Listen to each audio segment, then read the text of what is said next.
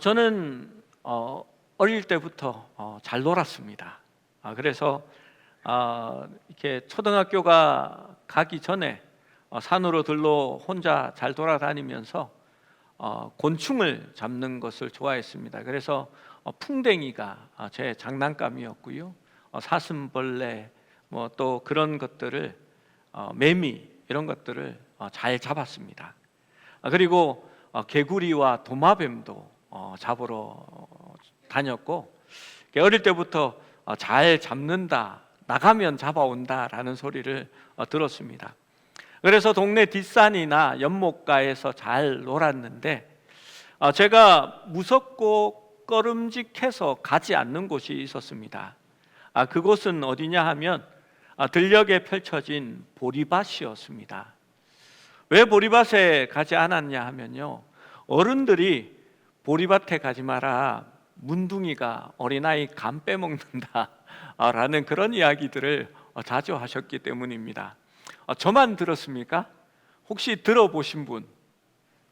예, 역시 같은 정서가 있습니다. 서정주님의 문둥이라는 시를 혹시 보셨습니까? 화면을 한번 띄워주시기 바랍니다. 제가 한번 읽어볼게요. 해와 하늘빛이 문둥이는 서러워 보리밭에 달 뜨면 애기 하나 먹고 꽃처럼 붉은 울음을 밤새 울었다. 여러분, 나병 환자가 진짜 애를 잡아먹는다 이런 얘기 아닙니다. 이건 시입니다. 시는 그 마음에 담긴 어떤 정서와 어떤 그런 것들을 내어놓는 거지요. 해와 하늘빛이 서럽습니다. 왜냐하면 자기의 외모가 병 때문에 너무나 변해버렸기 때문입니다. 자기의 모습이 드러나면 사람들은 돌팔매질을 하고 쫓아냅니다. 그래서 사람들이 다니지 않는 밤에, 그것도 절대 인적이 없을 보리밭에 그렇게 숨어 있는다, 뭐 그런 이야기입니다. 그리고 떠도는 소문처럼, 소문을 얘기하는 겁니다. 진짜 애 잡아먹었다는 얘기 아닙니다. 애기 하나 먹고 꽃처럼 붉은 울음을 밤새 울었다. 여러분, 얼마나 서럽고 힘들었는지 생각해 볼 수 있습니다. 여러분, 나병 환자는 잊혀진 사람들입니다. 내어놓습니다. 가족 중에 나병 환자가 있어도 절대 얘기하지 않습니다. 왜냐하면 혼삿길 막을 일 있냐고 그렇게 이야기합니다. 강원도에 유명한 약수가 있었습니다. 이 약수가 이렇게 먹으면 위장에도 좋고, 특별히 그 약수로 씻으면 피부병에 좋다고 해서 소문이 나서 막 얼마나 많은 사람이 모였는지 모릅니다. 그런데 어느 날 이 약수터가 한동안 폐쇄됐습니다. 왜 폐쇄됐냐 하면 이 약수가 피부에 너무 좋으니까 밤에 나병 환자들이 와서 이렇게 씻고 간다라는 소문이 나면서 그 약수터가 이렇게 한동안 없어졌던 그런 일이 있었답니다. 여러분, 오늘 말씀에 한 나병 환자가 예수께 와서 꿇어 엎드려 간구하여 이르되 원하시면 저를 깨끗하게 하실 수 있나이다 라고 말합니다. 이 40절 41절은 매우 간단하게 적혀져 있습니다. 마가는 간단하게 적는 게 그의 특기입니다. 실제로 우리는 1장도 끝나지 않았지만 이 말씀이 마태복음으로 가면 8장에 있는 말씀입니다. 그러니까 마가가 얼마나 빨리 간결하게 나가는지 모릅니다. 그래서 여러분, 목사님 마가복음 시작했으니까 언제 끝날지 모른다, 그렇게 걱정 안 하셔도 됩니다. 만약에 누가복음을 하면 한 2년 3년을 설교하지만 마가복음은 빨리 끝나게 되어 있습니다. 현대적인 의미에서 이 나병을 우리는 좀 알고 있습니다. 이 나병은 막대 모양의 간균이라고 합니다. 이 간균이 일으키는 병입니다. 특별히 피부와 피부 아래의 신경을 공격합니다. 일반적으로 눈썹, 코, 귀, 뺨부터 시작하는데 흰색 또는 붉은색 반점이 피부에 퍼지기 시작합니다. 그리고 모든 방향으로 이 반점들이 퍼져나가면서 반점의 가장자리가 붉게 변하고 거기에 고름이 맺히기 시작합니다. 그때쯤 되면 사람들이 이게 그냥 피부병이 아니라 문둥병이구나 라는 것을 알게 됩니다. 사진을 한번 띄워 주십시오. 왼쪽에 등이 흰색 반점이 생겨난 겁니다. 왼쪽 가장자리의 옆구리 쪽에 보면 이 점이 이제 종양의 모습으로 변하기 시작한 것을 보게 됩니다. 옆에 오른쪽 사진을 보면요, 이 병의 징후 중에 하나는 눈썹과 속눈썹이 먼저 사라집니다. 그리고 입술이 없어지고요, 코가 문드러져서 사라지고, 이 나병균이 잇몸에 침투하면 이빨이 다 빠집니다. 그리고 손끝, 발끝이 죽어서 뭉툭하게 변해지고 발가락이 사라지게 됩니다. 여러분, 이 박테리아가 신경을 공격한다는 의미는 몸과 팔다리의 느낌이 사라지는 겁니다. 우리는 그 느낌을 압니다. 치과 가서 여러분 마취를 이렇게 신경 마취를 하게 되잖아요. 그러면 아픈지 모릅니다. 막 이빨을 드릴로 갈아내는데 드르륵 소리가 나는데 하면서 입 벌리고 그렇게 있습니다. 안에서 무슨 일이 일어나는지 모르는 겁니다. 여러분, 문둥병이라고 걸리면 또 이렇게 얘기하면 이렇게 또 이렇게 인권을 무시한다 이렇게 얘기하니까 옛날 성경에 그렇게 돼 있어서 습관처럼 얘기하는 겁니다. 이 나병에 걸리면 촉감이 없어집니다. 아픈 것을 느끼지 못합니다. 온도 감각이 상실됩니다. 뜨거운 물에 손을 넣어도 뜨거운지 모르게 됩니다. 위치 감각과 진동 감각도 없어지게 됩니다. 한때 드라마에서 통증을 느끼지 못하는 의사 얘기가 나옵니다. 거짓말입니다. 왜냐하면 내 손이 어디에 위치하는지 모르는 사람이 어떻게 의사를 하고 꿰매겠습니까? 이런 사람들은 부상의 위험이 매우 높아집니다. 손가락과 발가락의 감각이 소실된 상태에서 지속적으로 외상을 입고 이로 통해서 2차 감염이 발생하면 손가락 말단 부위, 발가락 말단 부위가 떨어져 나가는 겁니다. 여러분, 아픔을 느껴야 그것을 방지할 수 있습니다. 지난 주간에 아내 자전거가 막 선도 늘어지고 이렇게 불도 안 들어오고 이래서 저러면 사고 나겠다 싶어서 제가 수리를 해줬습니다. 그래서 선 떨어진 것 연결해서 납땜을 해서 붙이고, 늘어진 선들을 케이블 타이로 조우고, 그 LED가 붙어 있는 것을 이렇게 떼어내고 이제 다시 새 양면 테이프로 붙이려고 하니까 그 기존에 그 양면 테이프가 이렇게 붙어져 있었습니다. 그래서 그걸 깨끗하게 떼내야 다시 붙이지 않습니까? 그래서 여러분, 그때 어떻게 합니까? 이렇게 저는 엄지 이 손가락으로 이렇게 밀어서 이렇게 떼내는데요, 그게 진짜 무슨 양면 테이프인지 떨어지지가 않는 겁니다. 그래서 드라이기로 한번 짠 다음에 손가락으로 이렇게 미는데 갑자기 이렇게 양면 테이프가 툭 떨어지는 그런 느낌이 나더라고요. 그래서 됐나 보다 했는데 손이 너무너무 아픈 거예요. 딱 보니까 양면 테이프가 떨어진 게 아니라 제 손가락의 껍데기가 떨어진 겁니다. 그런데 느낌이 있으니까 아는 겁니다. 이 나병에 걸리면요, 느낌을 모릅니다.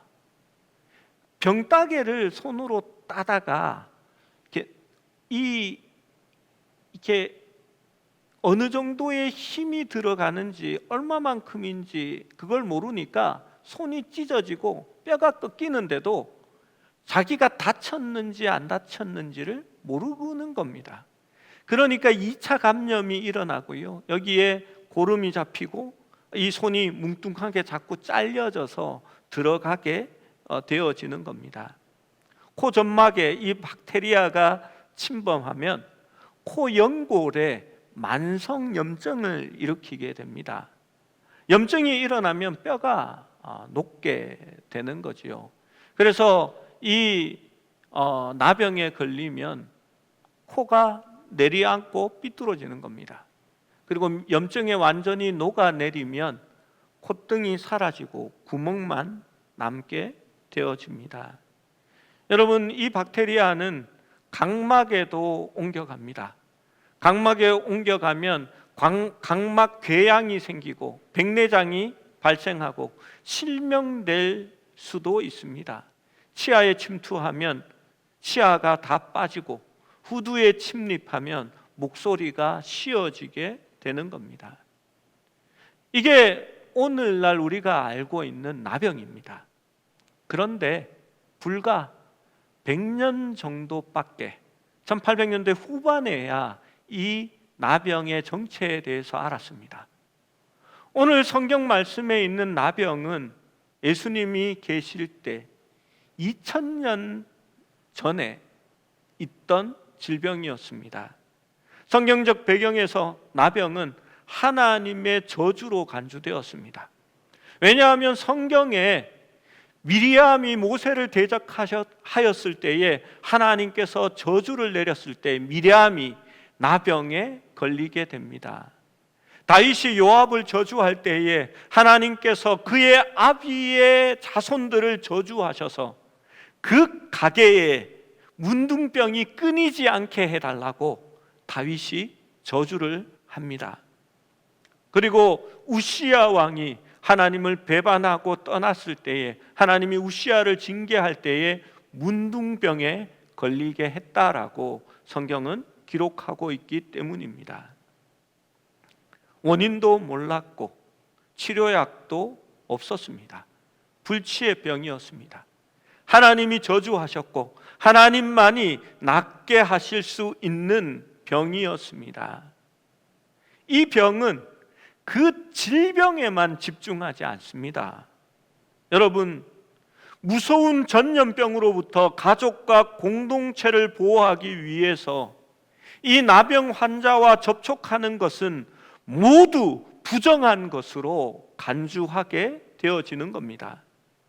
그가 사용한 그릇, 그가 만진 물건들, 그가 입었던 옷, 그가 머물렀던 집, 침상, 심지어는 그가 머무른 나무 그늘조차도 부정하게 되었다라고 치부합니다.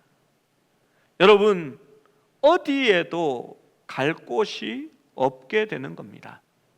나병은 걸린 자의 건강을 빼앗았고 그의 이름과 가족과 예배하는 공동체, 직업, 사회를 빼앗아 버리고 가는 겁니다. 그리고 그는 쫓겨나서 바깥 성 밖에 한적한 곳에 같은 나병 환자와 함께 지낼 수밖에 없는 그런 운명을 가지게 되는 겁니다. 레위기 13장은 이 나병 환자가 정상적인 공동체와 접촉하는 것을 막고 있습니다. 그래서 그들은 자신들이 나병 환자라는 사실을 드러내어야 했습니다. 그들은 깨끗한 옷을 입지 못했고 옷을 찢어서 누더기같이 입어야 했습니다. 머리를 풀지 못했고 항상 묶어두어야 했고 얼굴 아랫부분을 가리고 사람들이 50보 정도의 거리에 들어오면 큰 소리로 외쳐야 했습니다.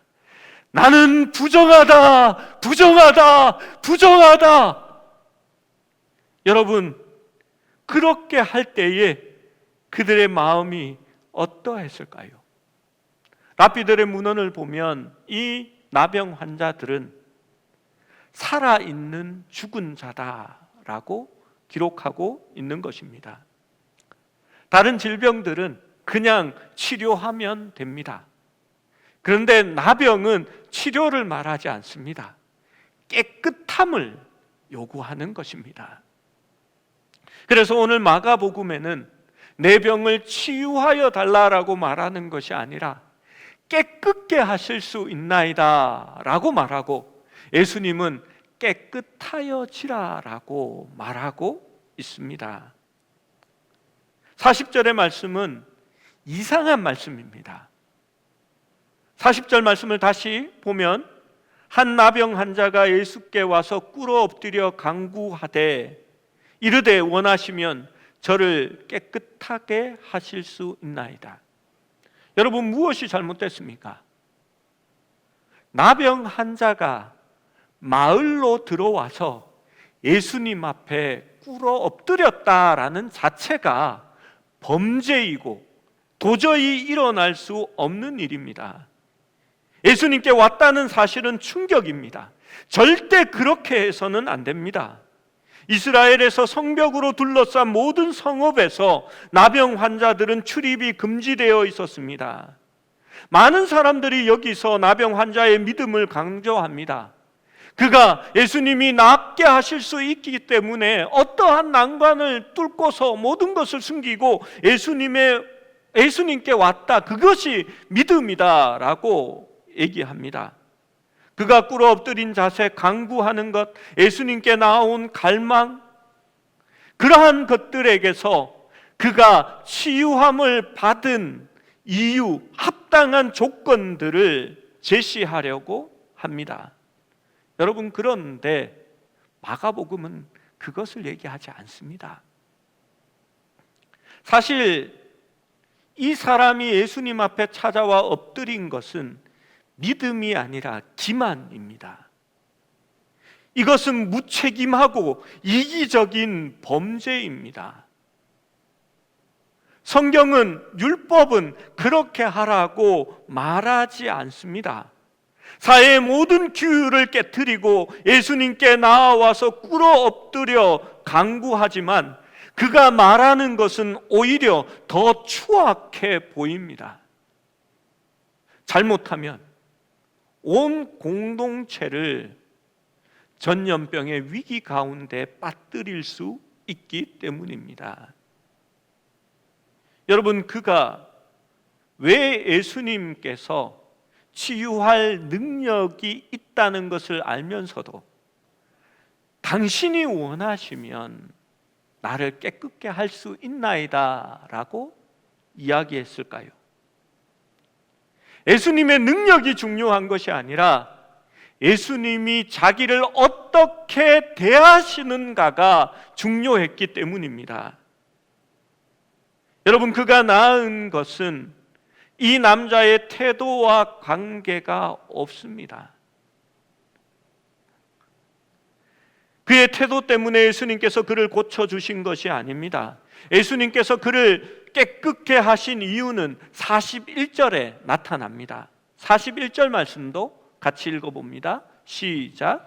예수께서 불쌍히 여기사 손을 내밀어 그에게 대시며 이르시되 내가 원하노니 깨끗함을 받으라 하시니, 예수님께서 불쌍히 여기셨기 때문입니다. 그것이 유일한 이유입니다. 이 나병 환자의 육체적 고통, 모든 것으로부터의 단절, 저주받은 병이 가져온 결과를 예수님께서는 불쌍히 여기셨습니다.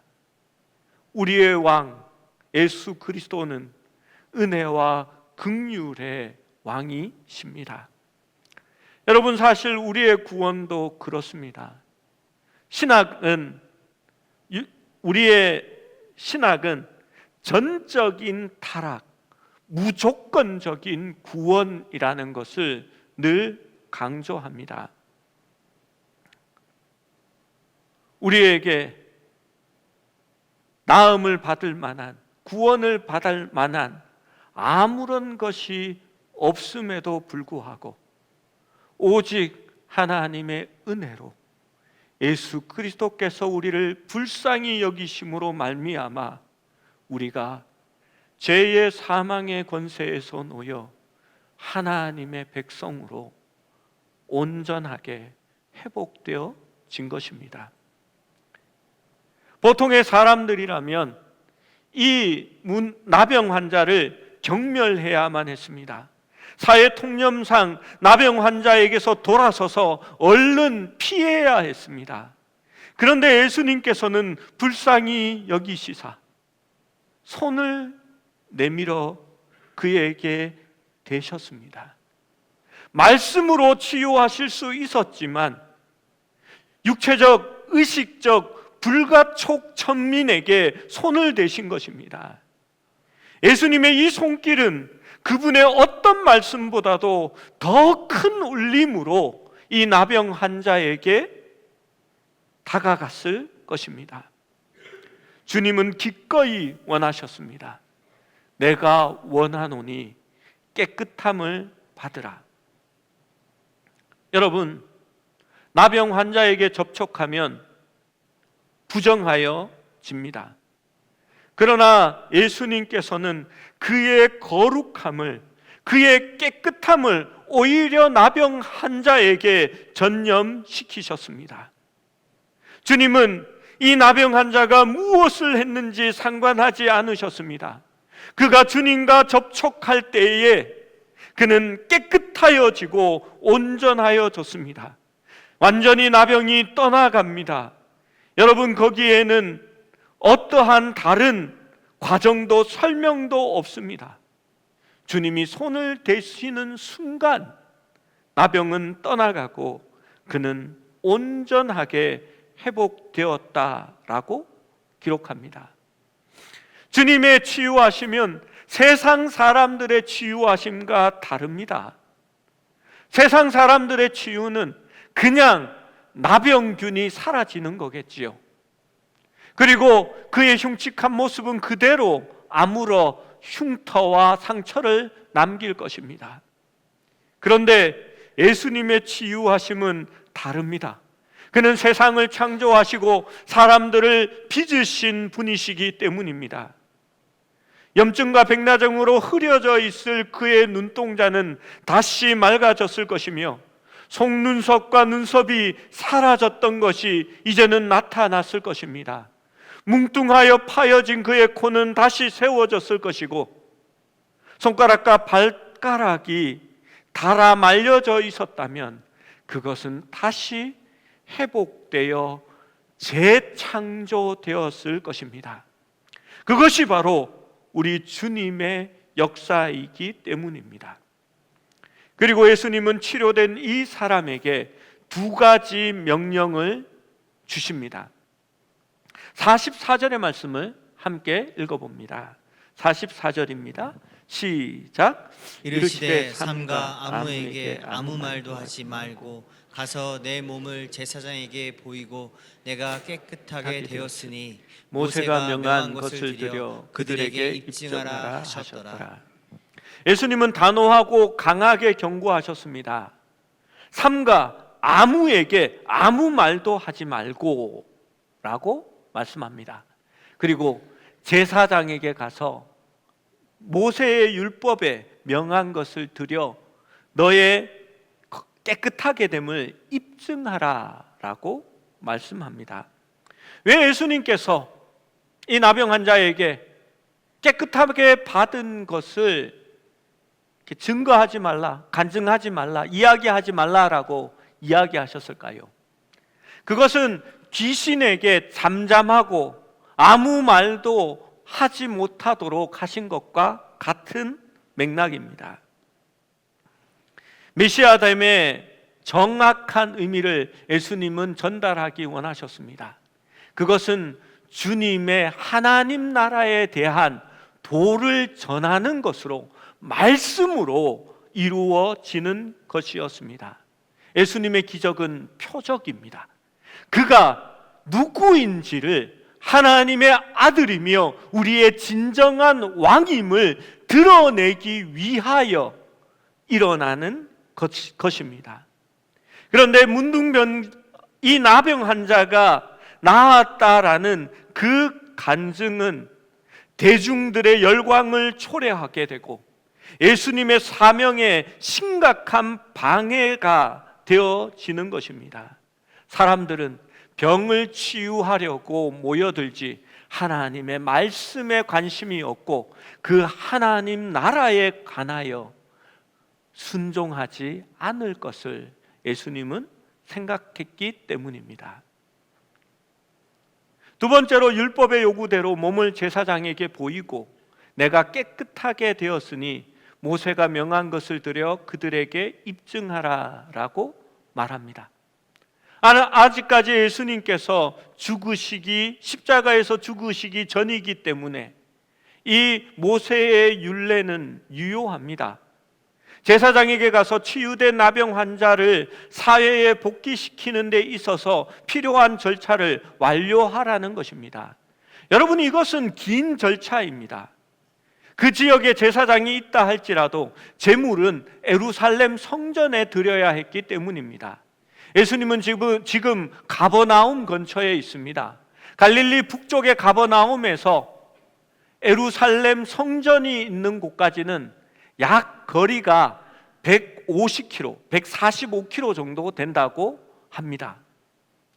이곳은 광야이고 그 언덕길을 넘어가게 되면 빠른 걸음으로도 8일이 소요된다고 합니다. 여러분, 그리고 이 정결의 어떤 의식 가운데는 8일이 소요되게 됩니다. 그리고 갔다가 8일 동안 제사장에게 자기의 몸을 보이고 깨끗하게 되었다라는 진단을 받고 고향으로 다시 돌아오면 24일이 소요되게 되는 겁니다. 예수님은 분명히 말씀하셨습니다. 24일 동안 아무에게도 무엇이든지 얘기하지 말고 너의 행할 것을 행하라라고 말씀하시는 겁니다. 이 나병 환자가 성전에 가서 제사장에게 자기의 몸을 보입니다. 그가 깨끗하게 되었다라는 것이 1차적으로 인정되면 그는 새 2마리를 가져와서 제사장에게 드려야 합니다. 그러면 흐르는 물에 1마리의 새를 잡아 죽이게 되고 그 피를 받게 됩니다. 그 피에 백향목 조각과 홍색 실과 우슬초와 살아있는 다른 새를 그 피에 적시고 그 새를 자유롭게 먼저 놓아주게 됩니다. 여러분, 이 모세의 율법이 무언가 느껴지는 것이 있습니다. 왜 2마리의 새일까요? 왜 속죄일에 아사셀의 염소는 2마리 중에 1마리를 죽이고 1마리는 놓아주게 되는 걸까요? 여러분, 그런 생각을 해본 적 없습니까? 죽는 새는 참 안 됐고 그 죽은 새로 말미암아 깨끗하게 되었다 인정받고 날아가는 새는 참 좋겠다라고 생각되지 않습니까? 여러분, 내가 어떤 새였으면 좋겠습니까? 죽는 새가 되는 게 좋겠습니까? 살아서 자유롭게 되는 새가 되면 좋겠습니까? 우리는 그 걱정을 할 필요가 없습니다. 왜냐하면 예수님께서 우리를 위하여 대신 죽으시기 때문입니다. 이 사람은 이제 자신의 온몸의 털을 다 밀게 됩니다. 눈썹도 밀게 되어집니다. 그리고 7일이 지나면 다시 재검사를 제사장에게 받게 되는 겁니다. 그러면 제사장이 8일째에 검사를 합니다. 그리고 그가 온전하여지면 이제 흠없는 어린 순양 2마리와 암양 1마리와 고운 가루 10분의 3에 기름을 섞은 제물을 가지고 이제 하나님 앞에 드리게 됩니다. 제사장은 그 피를 찍어 오른쪽 기볼과 오른쪽 손끝과 오른쪽 발끝에 손으로 그 피를 묻히게 되는 겁니다. 나병 환자로서 깨끗한 사람과 온전한 사람과 접촉할 수 없던 사람이 처음 느끼는 손길이 바로 제사장의 어린 양의 피를 묻힌 그 피를 이렇게 그들의 손과 발끝과 귀에 갖다 대게 되는 겁니다. 그것이 나병 환자가 받는 첫 번째 접촉입니다. 그리고 그 양의 기름을 똑같이 피 발린 위에 다시 한 번 더 바르게 되는 겁니다. 그게 온전한 치유의 선포입니다. 제사장은 그가 나았다라는 증거를 써서 자기의 집으로, 고향으로 보내게 되는 것입니다. 예수님은 이 나병 환자에게 그것을 원하신 것입니다. 여러분, 그런데 이 나병 환자가 어떻게 했습니까? 45절 말씀을 같이 읽어봅니다. 45절 말씀 시작. 그러나 그 사람이 나가서 이 일을 많이 전파하여 널리 퍼지게 하니 그러므로 예수께서 다시는 드러나게 동네에 들어가지 못하시고 오직 바깥 한적한 곳에 계셨으니 사방에서 사람들이 그에게 나오더라. 이 나병 환자가 한 일은 정확하게 예수님이 하지 말라고 한 일을 하고 있습니다. 여러분, 제가 이 본문을 가지고 설교하신 목사님들의 이렇게 설교를 들어보니까 이 나병 환자가 예수님을 전도하고 예수님에 대한 간증을 하고 다녔다. 그 기쁨이 주체할 수 없었다라고 그렇게 이야기합니다. 그런데 아닙니다. 그는 성경에 분명히 기록한 대로 예수님께 불순종했습니다. 그리고 이 사람의 불순종은 예수님이 하시는 일에 부정적인 영향을 미쳤습니다. 38절에 보면 예수님께서는 그가 원하시는 것이 있었습니다. 이르시되 우리가 다른 가까운 마을로 가자. 거기서도 전도하리니 내가 이를 위하여 왔노라 라고 하셨습니다. 예수님은 말씀을 전하시기 원하셨습니다. 그리고 본인이 하나님의 거룩한 왕임을 선포하시기 원하셨습니다.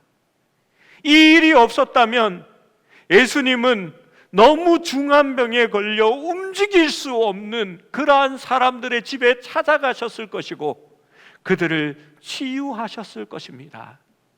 그런데 이 나병 환자의 섣부른 행동은 예수님이 마을 속으로 들어갈 수도 없게 만들었고 하나님 나라의 도를 가르칠 수 없도록 만들어 버린 것입니다. 여러분, 참된 신앙은 얼마나 큰 기적을 경험했느냐에 있지 않습니다. 간혹 사람들이 그런 얘기를 합니다. 목사님, 내가 어떤 병에서 나았는데요? 우리 집이 어떻게 회복되었는데요? 내가 무슨 기도원에 가서 어떤 큰 성령 체험을 했는데요? 목사님, 그거를 인정하셔야 됩니다. 여러분, 그것이 신앙을 말하지 않습니다. 진짜 신앙은 지금 그리스도의 말씀에 순종하며 그리스도가 이끄는 대로 살아가고 있느냐가 말하는 것입니다. 이제 예수님은 마을 속으로 드러나게 동네로 들어가지 못하셨습니다. 그리고 바깥 한적한 곳에 계셔야 했습니다. 여러분, 바깥 한적한 곳, 동네 밖에 바깥 한적한 곳이 어디입니까? 나병 환자가 추방되어 머물렀던 곳입니다. 그리고 예수님이 계셨던 동네는 치유받은 이 나병 환자가 차지하게 된 것입니다. 여러분, 그래서 오늘 설교 제목이 뒤바뀐 자리입니다. 예수님은 쫓겨나서 바깥 한적한 곳에 계시고 나병 환자는 이제 가족과 공동체의 품으로 들어가게 된 것입니다. 사실 우리의 왕은 그렇게 하심으로 우리를 깨끗게 하십니다. 나병 환자를 나무랄 것이 없는 것은 우리도 깨끗함을 받고 치유를 받았지만 주님의 복음에 합당한 삶을 살고 있지 않기 때문입니다. 주님은 나병 환자들이 살았던 그 바깥 한적한 곳으로 끌려가십니다. 그리고 성문 밖 그 한적한 곳에 세워진 저주의 나무에 달리셔야 합니다. 그는 우리를 깨끗게 하기 위하여 그 자리에 우리와 바꿔 있는 것입니다. 그가 있는 곳이 오히려 더럽혀질까 사람들은 염려합니다. 신명기 21장 23절은 이렇게 말씀합니다. 그 시체를 나무 위에 밤새도록 두지 말고 그날에 장사하여 내 하나님 여호와께서 내게 기업으로 주시는 땅을 더럽히지 말라. 나무에 달린 자는 하나님께 저주를 받았음이니라. 우리 예수님은 나무에 달렸습니다. 십자가가 여러분 그 죽음을 말하는 것이 아니라 십자가는 단지 나무 중 하나일 뿐입니다. 예수님은 하나님의 저주를 자신이 대신 담당했다라는 것을 알리기 위하여 나무에 달리신 것입니다. 그리고 예수님이 운명하셨을 때에 밤새 예수님을 거기에 두면 그 기업으로 주신 땅이 더럽혀지기 때문에 서둘러 창으로 예수님의 옆구리를 찔러 심장까지 관통하여서 죽은 것을 확인하고 장사 지냈던 것입니다. 이에 대하여 고린도후서 5장 21절은 이렇게 말합니다. 하나님이 죄를 알지도 못하신 이를 우리를 대신하여 죄로 삼으신 것은 우리로 하여금 그 안에서 하나님의 의가 되려 하심이니라. 그렇습니다. 그 십자가는 우리가 달려 죽어야 할 죄의 저주의 자리였습니다. 그런데 죄를 알지도 못한 깨끗한 이가 거기에 달리심은 우리가 그 안에서 하나님의 의가 되게 깨끗게 하심을 얻게 하기 위해서라고 말합니다. 예배 후에 찬양할 때에 찬양의 가사 중에 그런 가사가 있습니다. 주의 손에 나의 손을 포개고 주의 발에 나의 발을 포개고 내가 주와 함께 죽고 그 안에서 이제 주와 함께 살리라라고 얘기합니다. 저는 그 말씀이 구약의 제사장의 모습과 같이 생각되어집니다. 죄 없는 어린 양의 피를 가지고 그 손에 바르고 그 발가락에 바르며 그 깃볼에 바르면서 네가 깨끗하게 되었다라고 선포하시던 그 일을 우리 예수님께서 이제 행하시는 것입니다. 죄가 없으신 거룩한 왕은 우리 모두를 그렇게 깨끗게 하셨습니다. 그것은 바로 그분이 원하셨고 단지 우리가 불쌍했기 때문입니다. 그것이 바로 은혜입니다. 주님은 원하셨습니다. 내가 원하노니 깨끗함을 받으라. 여러분, 그의 피에 적셔진 새가 자유롭게 풀려 날아가듯이 그리스도의 피로 말미암아 우리가 깨끗함을 받았고 자유로움을 얻게 된 것입니다. 여러분, 주님의 그 은혜를 기억하면서 주님의 말씀대로 순종하며 살아갈 수 있는 우리 모두가 될 수 있기를 축원합니다.